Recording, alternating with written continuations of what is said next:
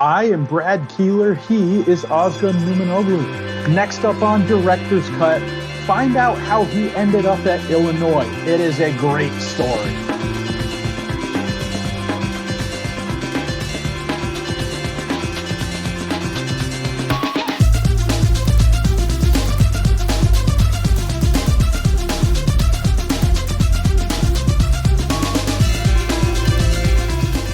Hello again, everybody, and welcome to another episode of Director's Cut. My name is Brad Keelor. I'm the director of the Geo-Institute, and that is why we call this show Director's Cut every single week, except during the summer, 1 week at the holidays. I sit down with a different GI member who has all kinds of stories to tell. Some of them are personal, some are professional, but all of them, we should put some kind of stamp on the video that we guarantee that they will all be fun. If you don't know anything about the Geo-Institute, after you're done watching this today, you should head over to geoinstitute.org. There you will find out that we are a technical society. We have about 12,000 members, most of whom are geotechnical engineers and or geologists, and that we are part of the American Society of Civil Engineers. If you like what you see today, and Ozgun, are they going to like what they see today? I am hoping not only this one, but all of the videos they will like. Oh, I like that. That was really good. But if you do like what you see today, viewers, you should click like, subscribe, and get notifications, and we will let you know every time we post something to the YouTube channel. Now, coming to us from about as far away as you can be from where I am in the palatial Keelor estate in Northern Virginia, and still be in the continental United States, from Seattle, Washington, where he is a project engineer at Schnabel Engineering. It is Ozgun Numanoglu. Ozgun, thank you for doing this. Of course, it's my pleasure. Thank you for inviting. Yeah. We are going to have an amazing time today. We have 10 questions the same way that we do every week. 2 of them are the same ones that we ask everybody. And of course, we begin with one of those. Describe your job in 45 seconds. So this, when you send this question first to me, there are 2 answers to this question. One I give to a peer civil engineer. One I give to people who don't know about civil engineering or doesn't want to know about them. So for those who are listening or civil engineer, I'm a geotechnical engineer practicing in industrial Schnabel engineering. I mainly provide consultancy services to our clients. This includes, technical work about slope stability, settlement analyses, anything related to geotechnical foundation design, retaining walls. That's my day-to-day job, including also some portion of my responsibilities includes business development and recruitment for our company, and engaging with professional societies and doing a bit of a research to advance our state of practice. And for those who are not civil engineer, I am a construction engineer. I do anything below the ground, some sort of involvement. It can be a foundation, wall, whatever construction infrastructure project you think of. If it is underground, I am there working in the engineering part of it. I like that. This is a couple weeks in a row that this has happened. Brady Cox gave a very, very good description of how he tells people outside the community what he does. And so you did the same thing. This might become a tradition. The thing that made me the happiest about your answer there, because it's only the 3rd or 4th time it's happened on Director's Cut, is that you said professional societies. Yeah, and that makes me so happy. Like we're doing a good job over here or something. Absolutely. I think it's one of the fundamental parts of, either you're an academician or you're practicing. Engaging with the professional society is one of the essentials of regardless of what you do in geotechnical engineering. Yeah. Fantastic. As you know, because you've seen Director's Cut before, we ask a lot of really, really challenging, difficult questions on here about super important stuff that impacts everybody's lives. Ozgun, what's your go-to snack food? My go-to snack food is I'm a bit of an unhealthy person when it comes to snacks. It's anything sugary, chocolate, candy, cake. I love it. I loved it when I was, I think, 7, 8 years old. I loved it when I was 15. I'm right now 33. I still love them, and I always snack on Snickers, Twix, or any chocolate bar you can think of. I love all of them. I know I admit it is unhealthy, and it gets more and more problematic when you get older and older. But for some reason, I can't stop it yet.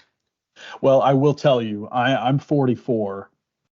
It comes out of nowhere like that. And all of a sudden you're like, oh, I can't just eat all that junk anymore.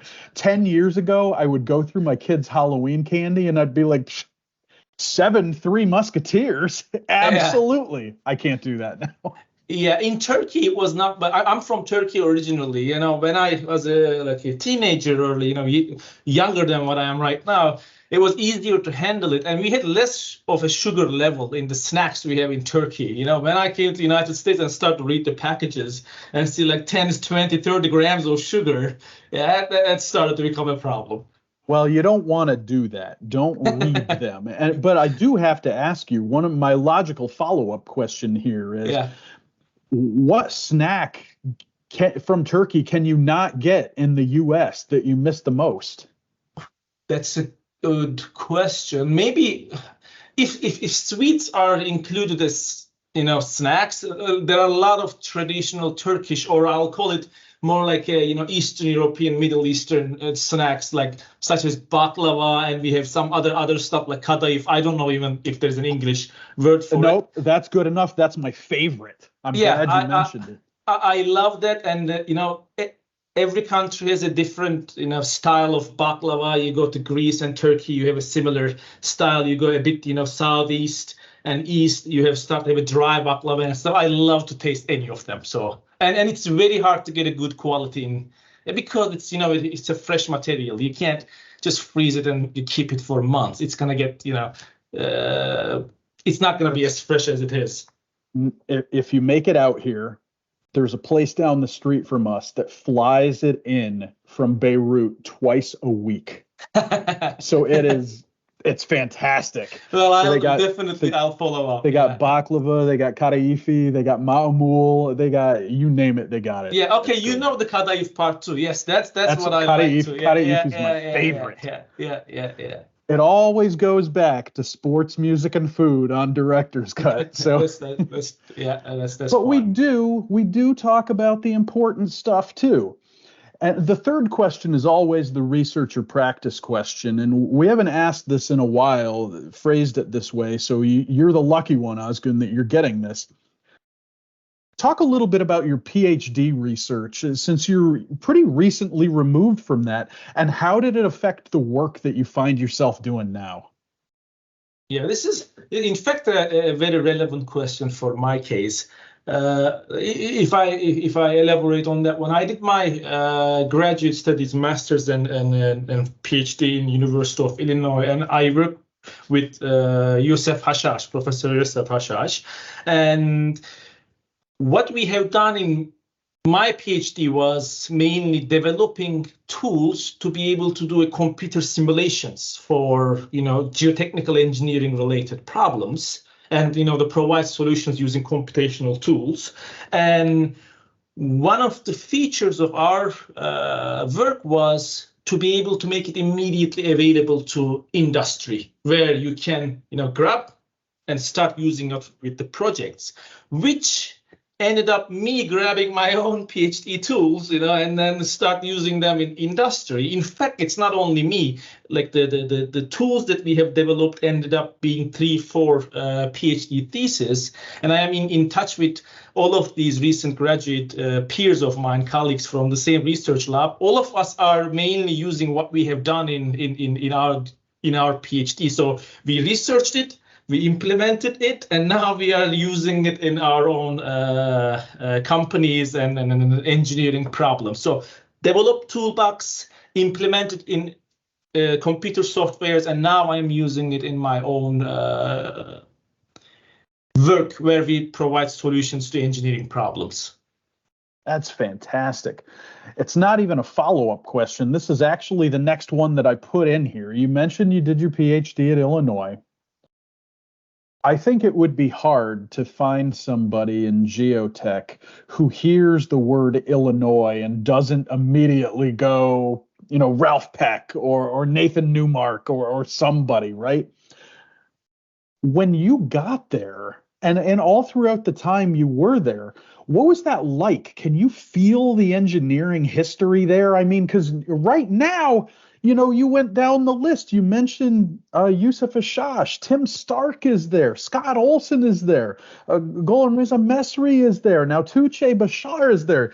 You just go down the list. It's incredible. What did that feel like to be there? Yeah. Yeah, it's a really nice question, and I'm very happy to elaborate on this one. So, to be genuine, when I started first in Illinois, I had no idea. The only thing I knew was Illinois was top school in the graduate program in geotechnical engineering in 2013, and I knew that I interacted with Yusuf Ashash, and started to in his research lab. So that's the two things I knew that I was up to. And when I showed up, and I knew about Professor Mesri because of Nejan Huaj, who was my undergrad advisor back in Turkey. So I didn't know anything about that. And once I started to get my master's education, I started to interact with Professor Mesri, and then the stories started to,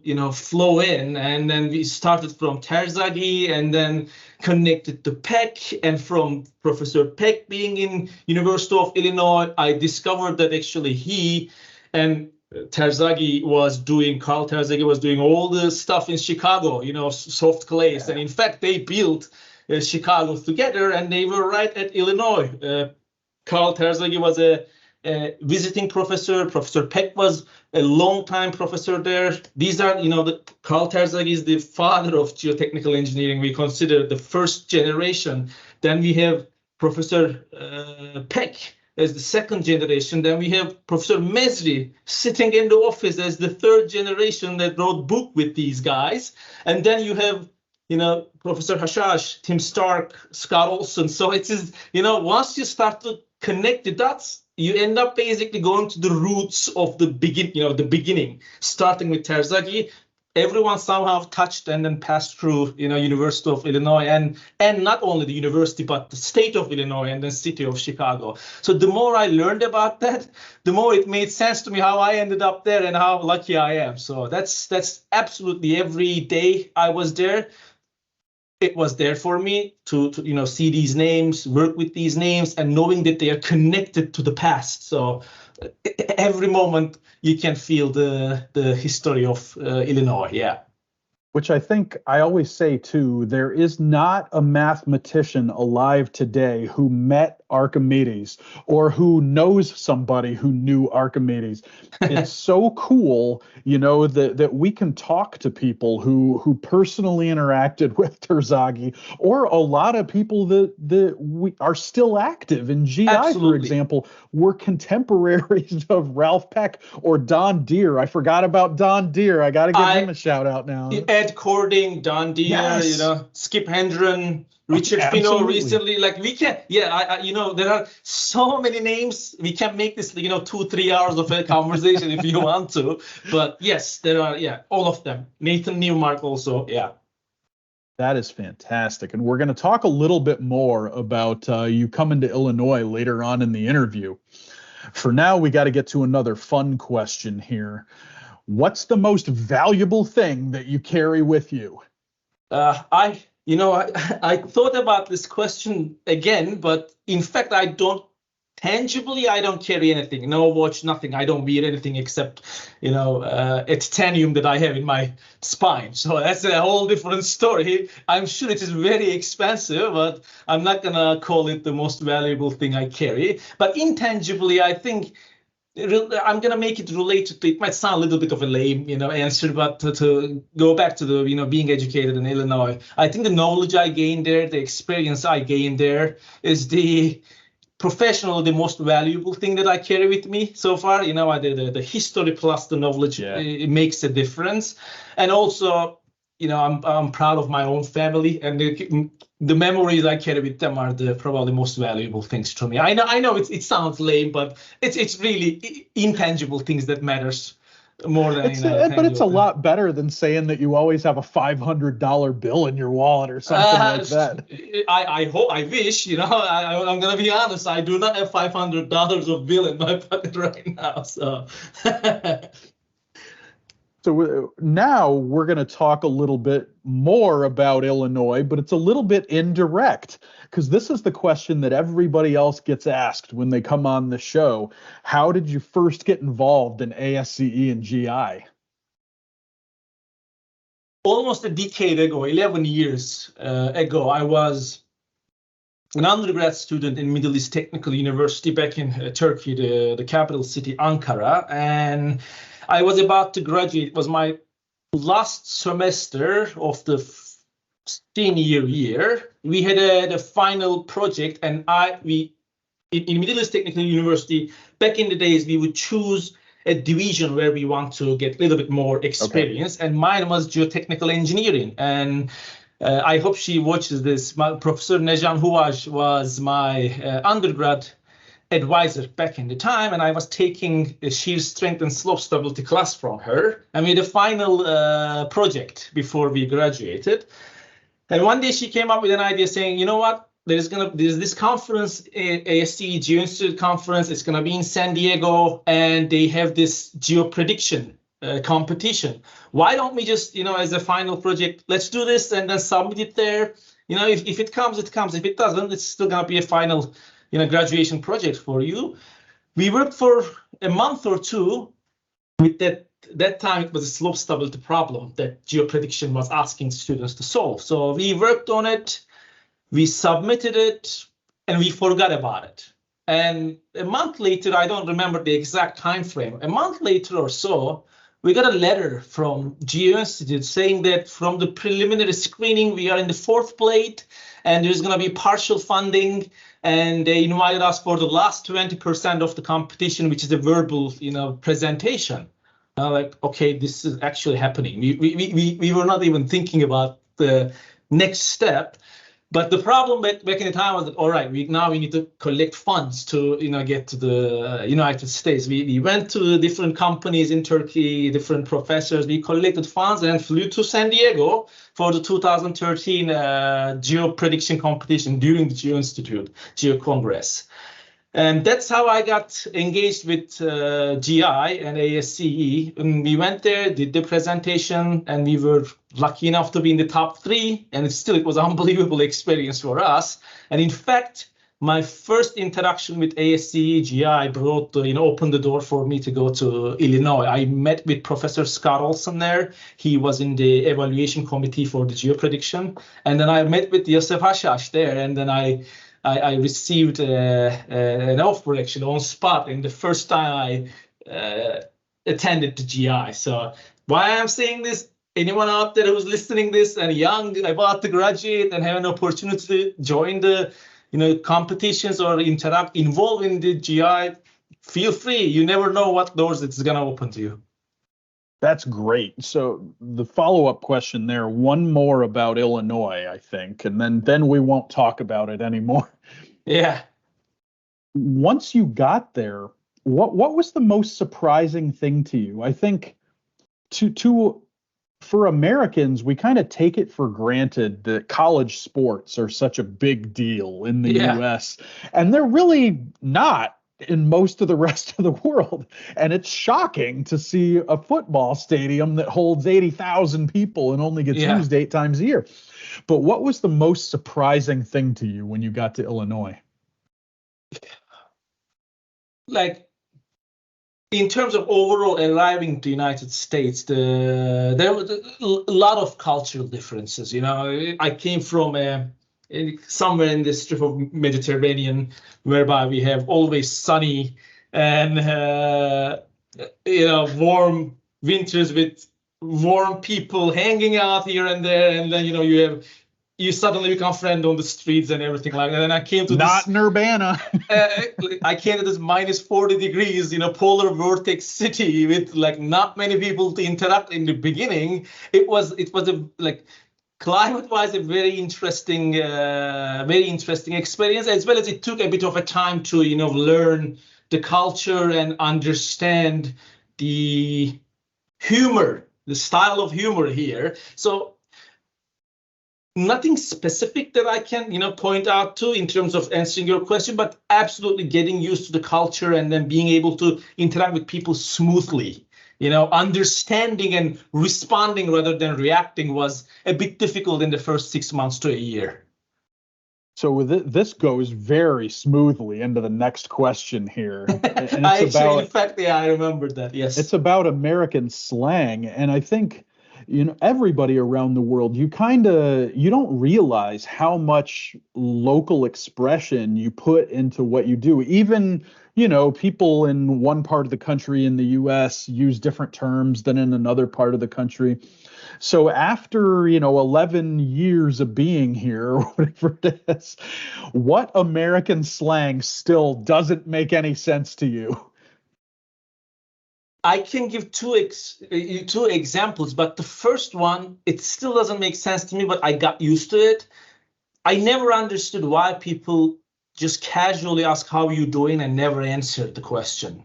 Because the first time, I was when I landed in Illinois and started to interact with people, we walked by each other, and then there is this question comes, how are you doing? And then I'm ready to answer the question. I'm doing fine. How are you doing? How is your day going?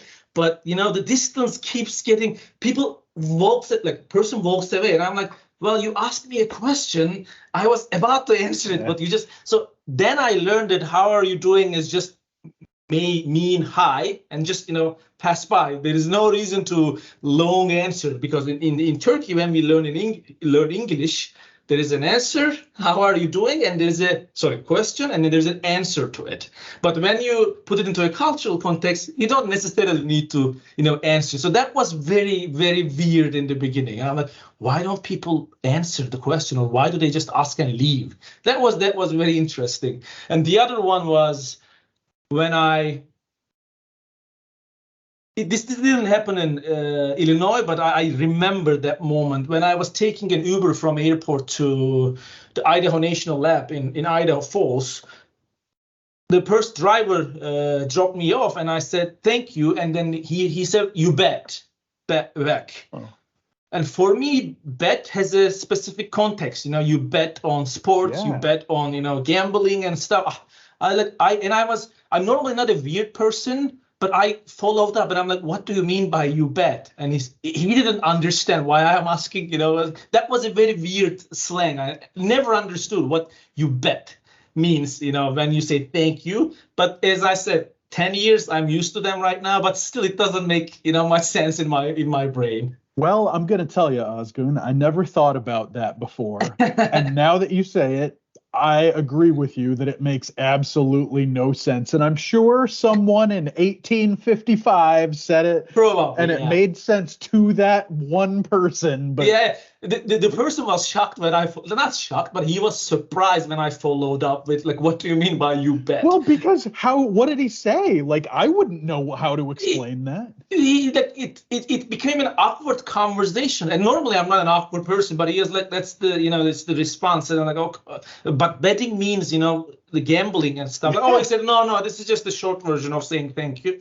All right. And then I recognized a lot of people uses that. But that was the first time that I experienced it. Yeah. Oh, that's pretty good. Yeah. Like that. You have done maybe better than any other guest on Director's Cut a great job setting up the next question, because you mentioned about your taxi ride to INL there. You did, I believe, a summer program at Idaho National Lab while you were in grad school. And if people have not been to national labs, any of them, they are such cool places. They're Absolutely. All over the country. You got, Los Alamos, you got Fermi Lab by Illinois and Argonne, and really all over the country, right? but they're also a little bit strange. And so I wanted to know what was the strangest thing that happened to you during your time at INL. That's in INL itself, as you described. Like I joined there because the research we were doing in Illinois was very relevant to what they were doing in Idaho National Lab. So we kind of had a joint research there, and it came out of nowhere for me. It developed very quickly that I ended up, okay, I need to go to the Idaho to participate in this 3 months stuff. Amazing team, amazing work that they are doing there. And I don't have anything weird about INL, but I grew up again, going back to my teenage years, childhood, and then undergrad. I started in the south coast of Turkey in a 1 million population city, and then I moved to capital city of Turkey, Ankara, which is a mega city with like 12 universities and its own local people and stuff like that. Moving from there to Urbana-Champaign was already a shock for me, because I moved from a 1 million population of a city to a 50,000 people city, right? Urbana-Champaign in total, I don't remember the exact number, but say less than 100,000 people.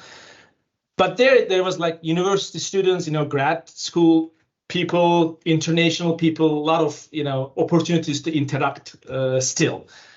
Then I went to Idaho Falls, which is less than 50,000 people, and there is no public transportation there really. Mm-hmm. So you don't have much to do around if you don't have a car, and especially if you're stopping by there for 2-3 months, there is literally nothing to do for a person who never been there before. So I was 3 months there, a pretty small town, the style that I'm not used to. That was maybe the weirdest thing that it's not a weird, but it was different than what I experienced before. It was a bit difficult to navigate when you are living in a very small town temporarily, because you don't know, local people, you don't have much friends. So it was an interesting experience. We have to ask, today, as we're recording this, is the 1-year anniversary Turkey, Syria earthquakes last year, February 6th. You're going to be on GeoStrata Extra in a couple weeks to talk about an article that you co-wrote in the magazine about those earthquakes. And we'll put a link down in the show notes so that people can register for that and hopefully participate.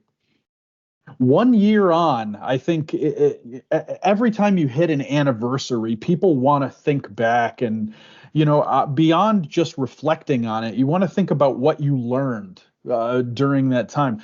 What do you think the geotech community can learn from the 2023 Turkey, Syria earthquakes? Yeah, I'm absolutely, for me, I consider myself experienced in the earthquake engineering, practice and research, but definitely not an authority to itemize who can learn what. But one thing that I know that was one of the most devastating things that have happened in Turkey, and also it was one of the most interesting ones that happened all around the world. And in fact, it's at almost a year right now, and we had many casualties there. The casualties there were more than $50,000 people, and then $34 billion or something like that, the cost of reconstruction. Absolutely, the earthquake itself is a reminder of the destructive power of the earthquakes, and it reminds it to everyone, not only to people in Turkey, because we do have faults in the west coast of United States, in the Midwest, all around the world. So it became a reminder for everyone. I guess one thing that we will learn technically is we will evaluate the collected data from all those reconnaissance that have been performed with many different people, and we will look at the data, we will study them, and we will learn whether our tools that are used right now, state of practice and state of art, whether they are working or not, or if there is any need for an improvement. We will definitely learn about those. And the other thing is we will learn about Turkey's experience on reconstruction of the societies there, and everyone is going to be witnessing how it will go, and then whether it's going to be a fast recovery, slow recovery, we will learn about this. So basically, we will learn about our limitations and our capabilities of dealing with earthquakes. And the reason actually we will be able to learn about it, and of course it's my country, I have a bias towards it, but Turkey is amazing in international collaboration. I mean, you might have seen many people from many countries have visited Turkey and worked with the local authorities there to study the earthquake aftermath. So this will enable us to be able to learn from it. And yeah, this is an opportunity from a very destructive event, at least an opportunity to learn and then apply the learnings to the next one. It will never stop. We know that earthquakes will never stop, and that's mainly it. Yeah, we will assess all the things that we have collected from there and see where we are and what we need to do. So as you look back, as someone from Turkey, looking back now 1 year, what's the biggest thing out of this that gives you hope, I guess? Whether it's, it can be something scientific or engineering based, or just the spirit of the people, or the way things started to rebuild anything. What's the biggest thing that gives you hope? Because I have been involved in the post-earthquake efforts too, I can say that the biggest hope that I have is the people are genuinely interested in learning. The people pay attention to it, because I was not here 50 years ago. I don't know how it was 50 years ago, but definitely now I see people are paying attention to earthquakes, and they are studying it, including myself. We are studying it. We are evaluating, the post earthquake damages. So that's giving me hope. And the reason it's giving me hope is because so many people are working, and outcome of this is going to be, my hope is that going to be learning from it and applying it to the next one so that we can reduce the damages. I don't think you can just stop, razor sharp at the next one, but we will be incrementally learning and applying the learnings. That's the hope that I have in the aftermath of a catastrophic event. It's a great answer. So again, for all of our viewers, on the 20th of February, Ozgun and Tuğçe Bashar and Sissy Nicolau will be on GeoStrata Extra to talk about that article in this month's GeoStrata. We hope you can all join us. Last question. I mentioned before we started, I've got my Geo-Congress 2024 hockey jersey on this afternoon. It just happened to be we were doing something else, and so I put it on and didn't take it off. Geo-Congress is less than 3 weeks away. This is like a red alert for us on staff, and it's an exciting time, though, every year, too. You shared your first Geo-Congress experience with us earlier. Now that it's a little different phase for you professionally, what do you look forward to the most about Geo-Congress? There are multiple things that I would look forward, and I am looking forward. But first of all, I want to tell anyone who has not been in Vancouver, that's an amazing city. I'm located in Seattle, and then Vancouver is 3 hours away from us. I mean, I many times I traveled there just for leisure purposes or for professional purposes. Amazing city. If this is an opportunity to go see it, you can see the mountain, water, and a great city together. And it's a bit different, and the culture is a bit different than the culture that you find in the different locations of United States. So experiencing it would be great. That's one thing that I am looking forward to experience again. And the other thing is, my friends and then these, the close circle developed within the geotechnical engineering, from school, grad school, the classes we took together with people, the research we did. This is a reason for us to reunite. We reunite, apart from these things too, but Geo-Congress is one of the reasons that, the peers come together and then, hang out there, and then, both talk work, research, as well as, network again, and then, develop the bonding, professional bonding. That's one thing that I take away from Geo-Congress. And also I like to interact with the young generation that are, coming up training in the school. So it's a perfect time to talk with them, learn about them, who they are, what they are doing. So mostly I like the social part of the Congress, as well as, the technical part. I mean, there is nothing to comment about it. We know that GI is the technical lead of the, geotechnical engineering conferences. So that's what I'm looking forward to, interacting with people. That is fantastic. What a great endorsement. We kind of came full circle there. I mean, we do call Geo-Congress the family reunion. And like I always say, you have those people that you only see there every year, and it doesn't matter. It's like you haven't been apart from them for a year. Yeah. That was really good. So we heard about some history at Illinois. We heard about Turkey. We heard about the earthquakes. We heard about Twix and Snickers early on. This was a good interview. So for our viewers, if you liked what you saw today, and you probably did because you're here at the end, you should click like, subscribe, and get notifications. And yes, we will indeed let you know every time we post something to the YouTube channel. Ozgun, thank you again for doing this. Thank you very much for inviting me. This was great. It was a lot of fun. For all of our viewers, we only have a couple more episodes of Director's Cut before Geo-Congress. And one of those, you will want to join us for it next week.